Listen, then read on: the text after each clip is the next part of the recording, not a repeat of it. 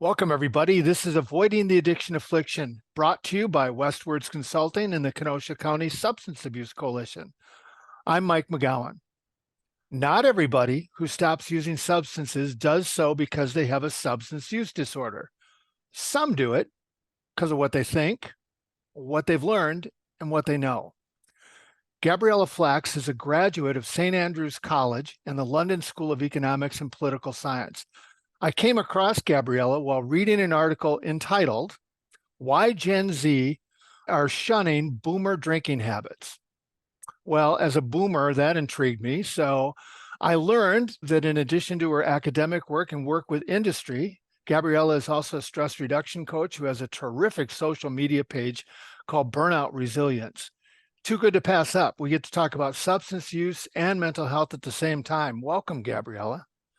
Hi, Mike. Thank you so much for having me. Well, it's great. Let's start with the obvious one. You're young, right? Do you say your age? Is that all right to say? Yes, I'm 28 years old. Okay. Almost And 29. oh, We're a month away. yeah, well, I'm slowing it down. So you decided to go alcohol free a while back. So take it from there. When? Why? Let's do the story. Hmm. So, my decision to stop drinking has actually a lot to do with my early career.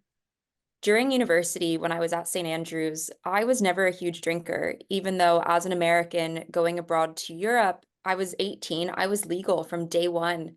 My favorite university story when people ask me, what was it like going to university in the UK?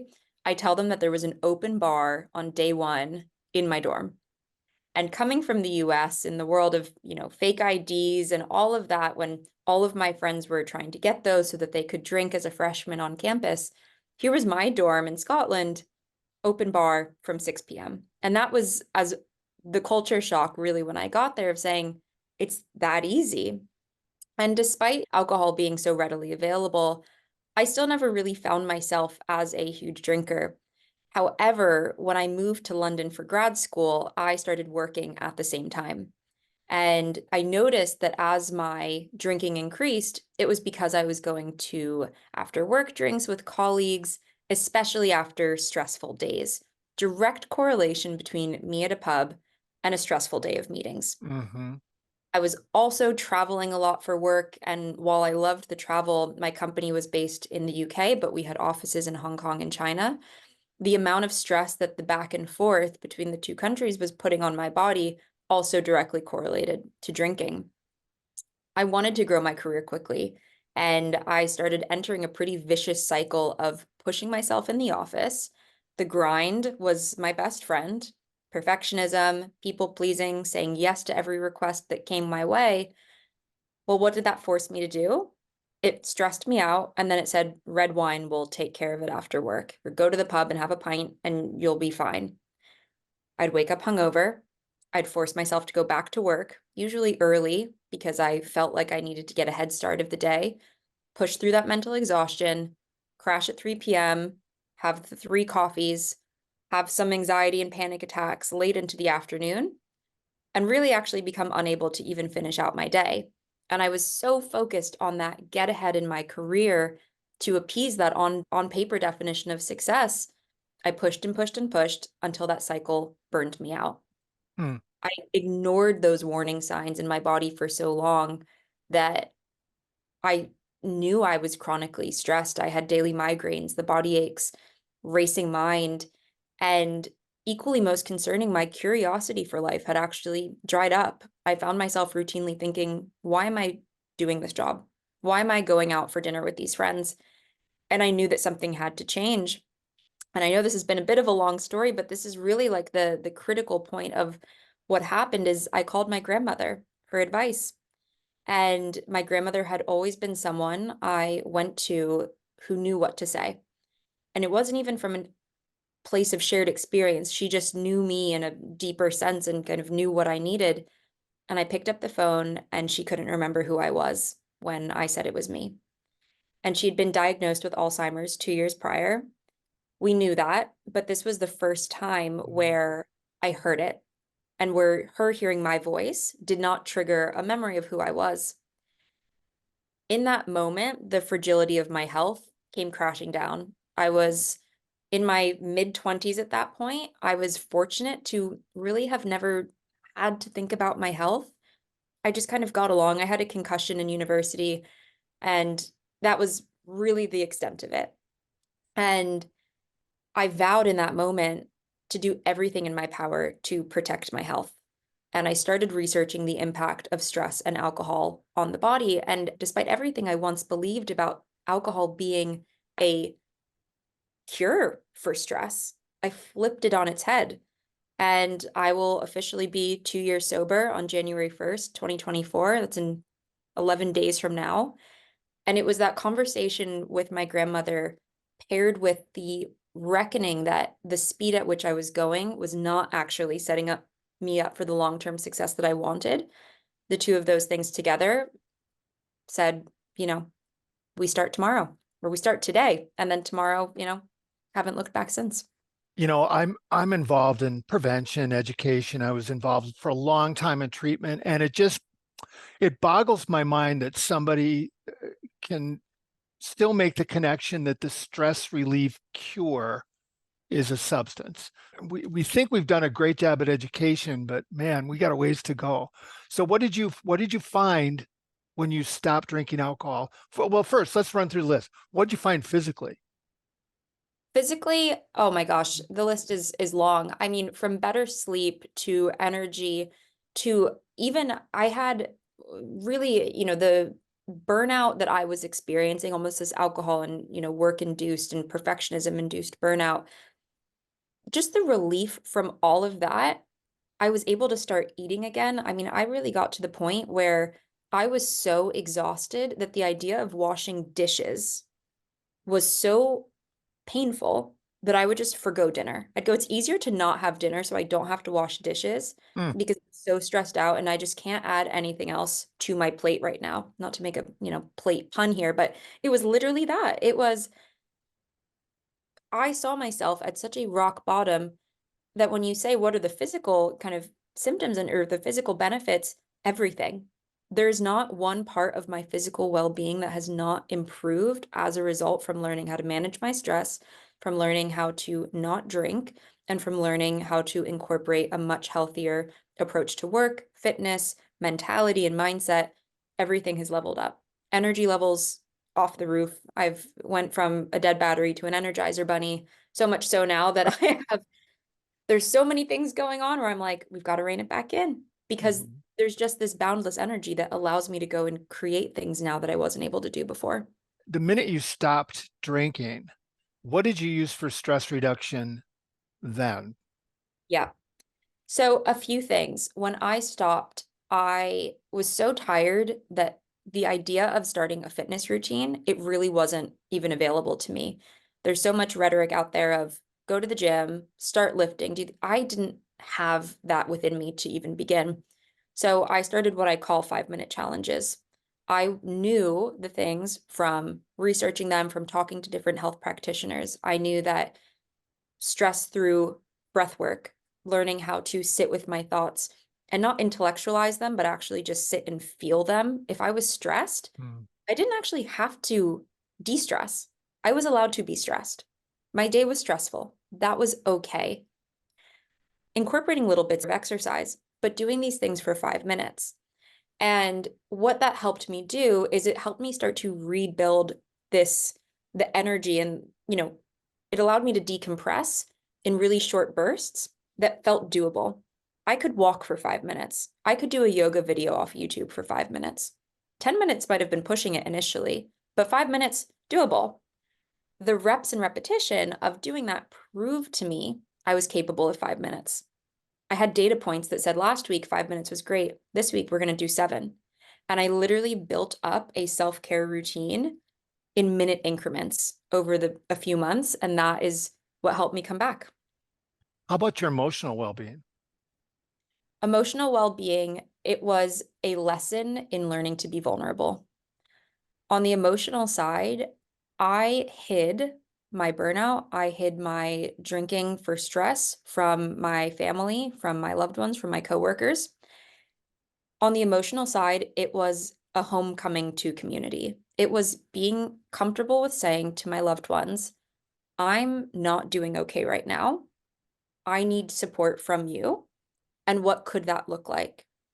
And there is nothing more healing than a conversation, because what you'll find is that so much of what you are experiencing either is directly someone can understand it because they are experiencing themselves, or the empathy and the sympathy on either side, it's there. And those conversations really helped me understand you're not alone. Nothing is wrong with you. Everything that has happened to you is entirely normal and happens to other people. And there's peace and acceptance. Knowing that this was all okay, I hadn't failed, I wasn't weak, I wasn't broken. It was just, this has happened, let's accept it, and we're going to be okay. That was the biggest help for my emotional well-being, and learning to be still with my thoughts, learning Mm. to be still with those emotions and just not intellectualize them, just let them be there. What did you say to your colleagues or coworkers when they said, "Hey, after work, let's go out for a little attitude adjustment"? So I love my Google Calendar. I live and die by it.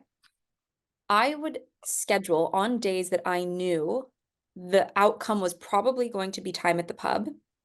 I would send a colleague, or I'd send a friend even who worked nearby, an invitation for a walk after work. And it would be at the same time that everyone else was going to go to the pub. And I would just say, hey, what about a walk? We work in right by St. Paul's Cathedral in London. It's absolutely beautiful. Every monument that you see in every movie about London, it's right there. I was like, let's go walk our city. Let's go be tourists in our city for 45 minutes. And I didn't ever bring attention to the fact that we weren't drinking. I was like, let's just go do a different activity. And knowing that that walk was going to help me, I knew it was also going to benefit them. Because if they were equally stressed out and looking forward to the pub, we were both going to reap the same benefit from that walk. So I would just shoot out calendar invitations. And if people were saying to me, hey, you know, you should come to the pub, it will be social, why aren't you joining? It was a really, for me, I was just saying, I'm not prioritizing drinking right now. And I use the word prioritize because when I first stopped drinking, I struggled a lot with the finality of that. I didn't know, is this long term? Now I can confidently say here on, the 20th of December, I don't see myself ever going back. And that's a life decision. But initially I struggled with that. Saying that you're not prioritizing alcohol at this moment takes the pressure off of making a decision. Mhm. In the same way that you might not be prioritizing, I don't know, cooking right now because you're really enjoying going out to new restaurants, or you're really prioritizing cooking because you found that it's something that lights you up.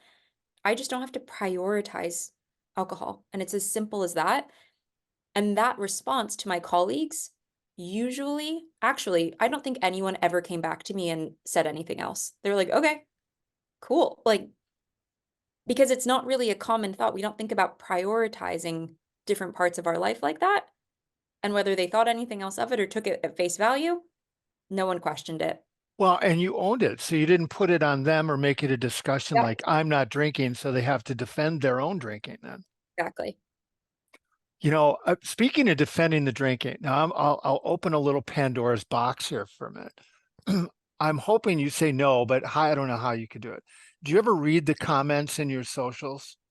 hmm Okay. I I do and I don't. I read them a lot earlier. Now I have stopped. And why I read them earlier is I was really curious.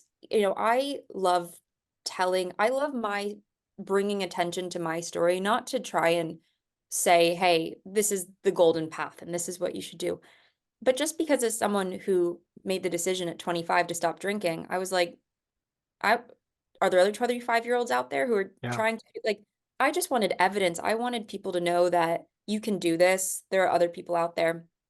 And comments really helped me understand what the rhetoric was towards my story. What are the things I know what people have told me? I've had so many conversations where people question my decision to not drink, but I live one life. I'm one girl living in London with an American passport, working in tech. What does that conversation look like for someone who's so different from me? And the way that I started to understand that is by reading my comments to see what other people out there were saying. So initially, yes. Now I don't.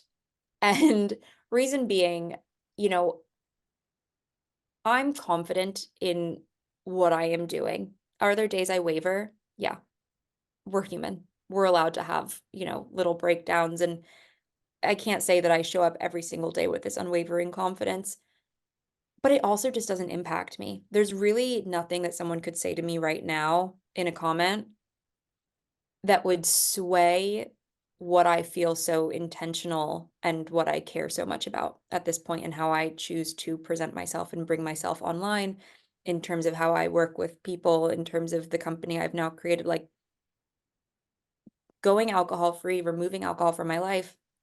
It gave me that confidence to not feel like I have to please everyone. Because I Well, also know in my early days, pleasing everyone doesn't help, doesn't get us anywhere. and it's amazing how judgmental people get when they feel like they're threatened when which you weren't. Yeah. I'll just these two made. I'll read you two comments because I find them entertaining to be. That's a weakness, I suppose, like bad television. One commenter wrote, when you're talking about stress, my stress reduction is a beer and a cigar. And another wrote, my stress reliever is called Jim Beam. Well, that's the reason I bring it up. That makes your point, doesn't it? Like it quite literally goes, I relieve stress with alcohol, or I relieve stress with cigar. And Right. look, I probably commented that somewhere years ago. Like that was how I thought. It was what I believed. And really interesting, you were saying earlier, from the education piece of trying to illuminate that alcohol and stress management, amongst all other things that alcohol can influence, but they're not peas in a pod. No. And yet, look how socialized and conditioned we are to just believe that because, especially in the UK with pub culture, the lights go on in pubs at 11 a.m. It's like the lights are on, the permission to drink is there. It's so ingrained in day-to-day life that we don't ever stop to think, is there another way? Because it's just how things have been. And I'm so grateful to see the alcohol-free movement in terms of products and mindset changing. The UK is doing a great job of that. But the majority mentality is still the lights in the pub are on, we can drink. Yeah. Well, and to go along with that, there's the perception. I heard you being interviewed a while ago, and the interviewer asked how to be social if you cut down. And this is a quote, and not being someone who just stays at home doing puzzles. That stigma still exists that if you're not using, you're a drag. But you have a social answer for that. You're not a drag. Yeah. So I would say, as a sober person, I probably go to more parties now than I did when I was drinking. And it's not to say that I have a raging party life. I'm definitely more of a homebody, but I've become much clearer on what fun looks like to me at this part in my life. And something that alcohol-free living has really taught me, and I think I got to this conclusion because the brain fog and you just get a bit more mental clarity on yourself, is our definition of fun changes as we grow and evolve. Yep. So it's actually an exercise that I do with people to, when we stop drinking, of what does fun now look like to you? Because historically, we've attributed fun to the pre-drinks at 8 p.m., then we're going to the bar at 9, then you're there until closing, you go to the club after, and we spent a lot of our university years, early career, even into mid-career, whatever point, like thinking that that's what fun looked like. And we never gave ourselves the opportunity to experiment with something else that could excite you and make you feel joy in the same way. So accepting that it's okay that your preferences have changed, and also that the people you used to party with, they might have just been party friends, and you then go ahead and go out and see them in the daylight and you're like, oh, this person just, it's not a bad thing. They just don't need to be a part of my life anymore. Being boring is relative. What I think is boring right now in my life, or what I used to think is boring when I was still drinking, what I thought was boring in life is now what I find very fun. And I have built up a community of new friends, my family, like around me, and we've all kind of evolved on this path together. So now, do I book a house in the Highlands with friends and we all go read the same book for the weekend? Did I ever think at 18 years old that was going to be what fun looked like? No. But let me tell you, we're going in February, and I could not be more excited for me and 5 of my friends to go sit in front of a fireplace and read a book and discuss it at a dinner table after we've all cooked dinner together. It What changes. what's the book? We are reading a fantasy book. It's called Iron Flame. It's quite the big kind of fantasy release this year from Rebecca Yarros. It's the sequel to Fourth Wing, which has taken TikTok book talk to a, it's great. Highly recommend it for anyone who's trying to get into reading. It's also a great thing if you are experiencing burnout. I love recommending fantasy books Yeah. because it gives you a healthy dose of disassociation. It allows your mind to just wander in a totally different realm, different from anything we know here on Earth, and just give yourself a little bit of escapism and let your brain kind of render this other reality that is so different. Like, it's actually incredibly healing to have those moments of detachment.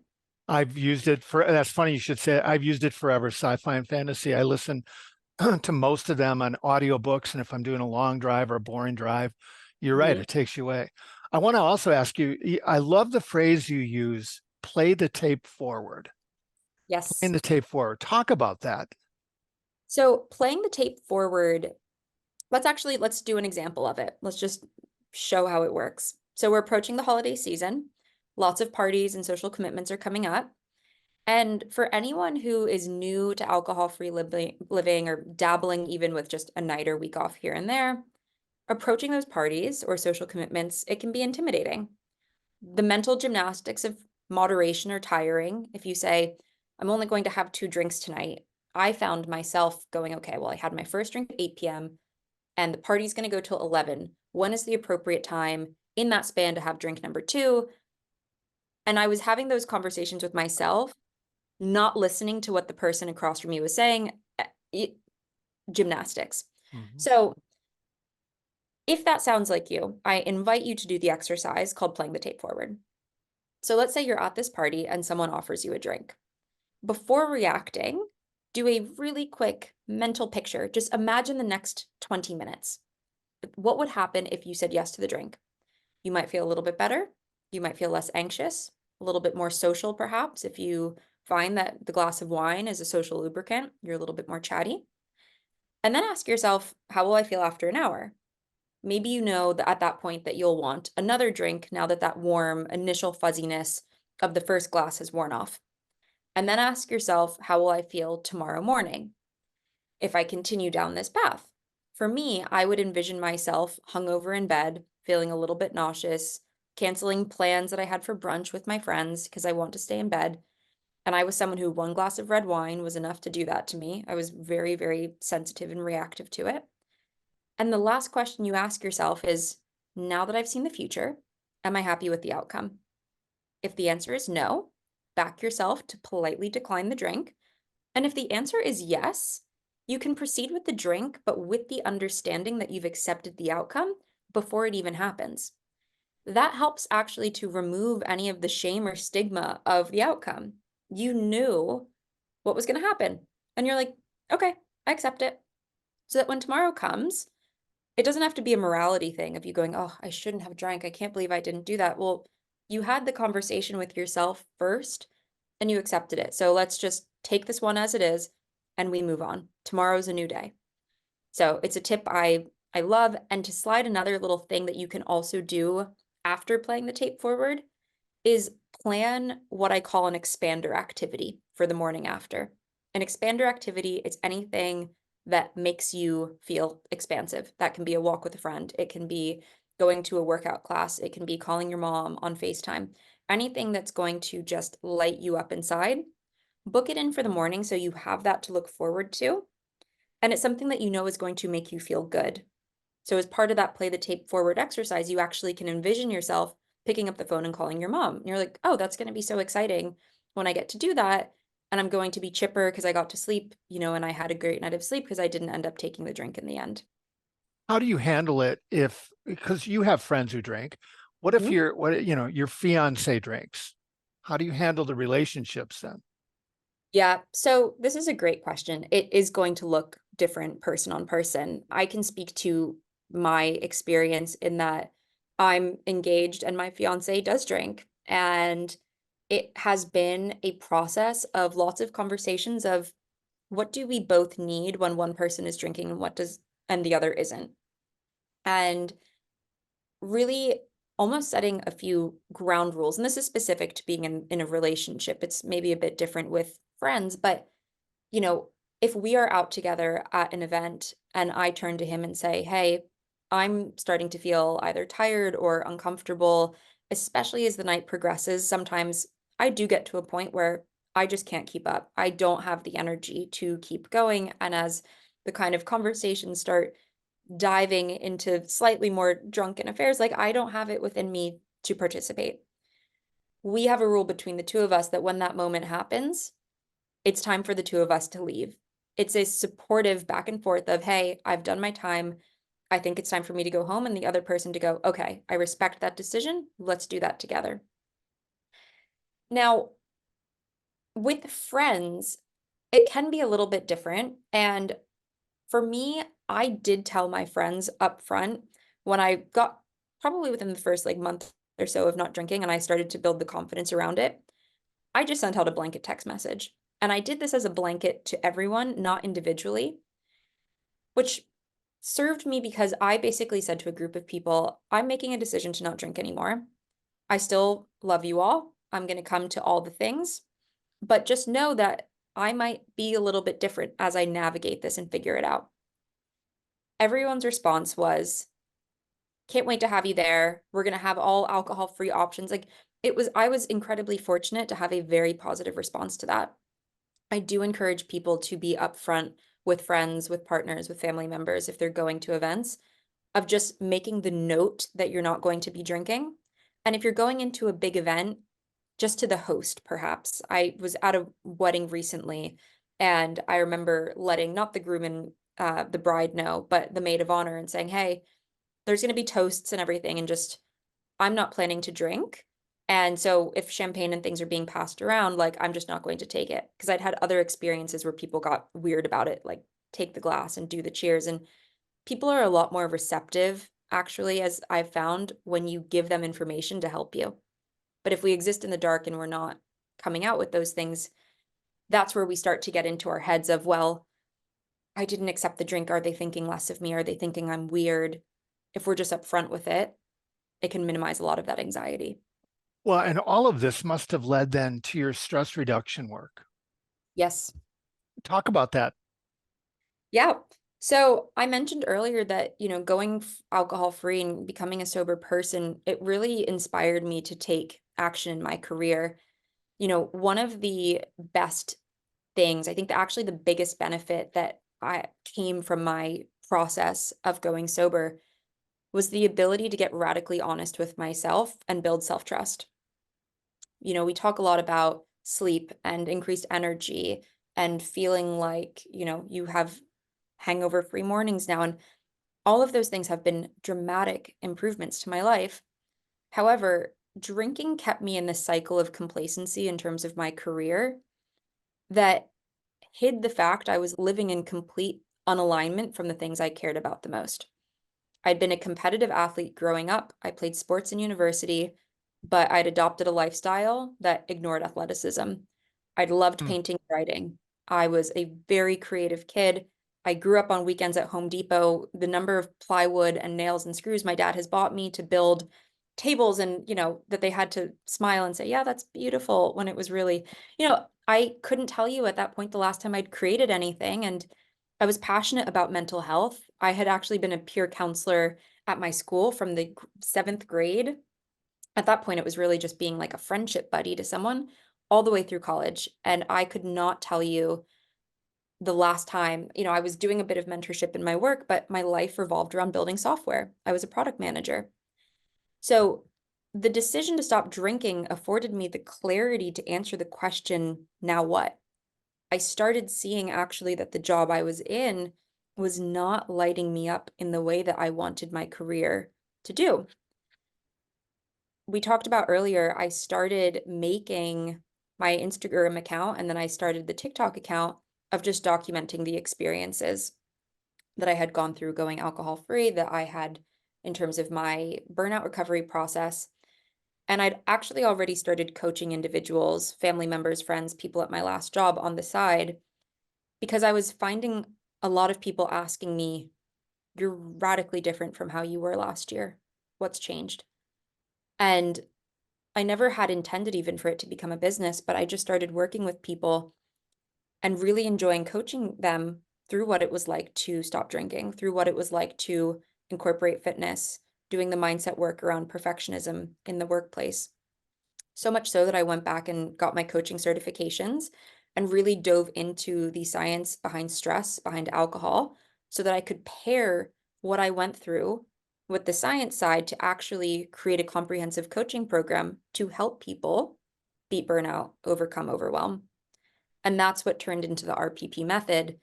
It stands for Resilient, Primed, and Purposeful. And as a burnout coach, that is how I help individuals grappling with burnout create a life and career that lights them up, not one that leaves them feeling disconnected, depleted, chaotic.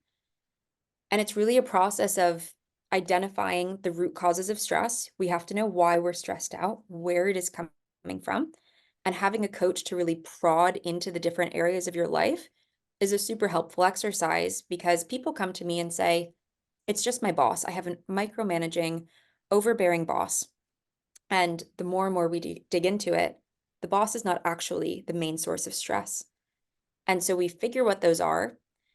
We recognize that burnout often comes from a combination of environmental, societal, personal factors, and we explore those learned beliefs, pinpoint the counterproductive tendencies, people pleasing, perfectionism, all the things, so that we can understand what's contributing to the burnout, look at your lifestyle choices in terms of how you're coping with it right now, like alcohol for me and for many I work with, and then create an action plan to start taking steps forward and making sure that all of the different pieces of your career, your home life, your passions are working together to not only prevent burnout from coming back, but that's really where that purposeful piece comes in to make sure that you feel like when you're waking up every day, how you're investing your energy is in alignment with the person that you want to be. Fantastic. You know, you have so many different niches online, and we'll put the link at the bottom of the podcast, as we always do. But what is the best way for people to learn more? Definitely. So social media is a great one. I post daily on TikTok. It's very much my journal for all things burnout, fitness, alcohol-free living. I love bringing actionable steps to people. I love storytelling, but I love even more telling you, now what? So what? How do we put the next foot in front of the other? And that's really the essence of what I try and do there. I'm also on Instagram is a great place to connect, and my website as well, which we'll put in the notes if anyone's interested to learn more about the coaching program, what it's like to work one-on-one with a coach, and even just to ask questions. I'm an open book. I don't you know, eh, Coaching is one thing, but for anyone who just has questions of, I want to stop drinking, or I've stopped drinking and I want to now get into fitness, or I've stopped drinking and all of these thoughts are now coming up. How do I start making sense of them? Send me a DM. I'm love nothing more than helping people and talking to people going through this because I know what can happen once you start to make sense of those things. And if I can be of service or just advice or a cheerleader, if nothing else, to anyone out there, Well, please don't. and that's how you started, by wondering Yeah, yourself, right? exactly. When do you go back to England? I'm heading back second week of January. Wow. So enjoying And a bit of warm weather first. did you say fiance? So when's your marriage? Yes, we're getting married October of 24. Well, congratulations on all of that and the Thank you business so as much. well. There are, of course, links to Gabriella's stuff at the bottom of the podcast. This has been delightful. It's terrific. I I loved one of the comments. I'll do this as a takeaway. Somebody said, "Oh, how can I learn something from someone who's younger than me?" Mm, And I thought, wow, that's really interesting, right? Because the older we get, sometimes the less we connect with the intelligence of those around us then. This has been just terrific, Gabriella. Thanks so much. Those of you who are listening, we're here next time. Until next time, stay safe and play the tape forward.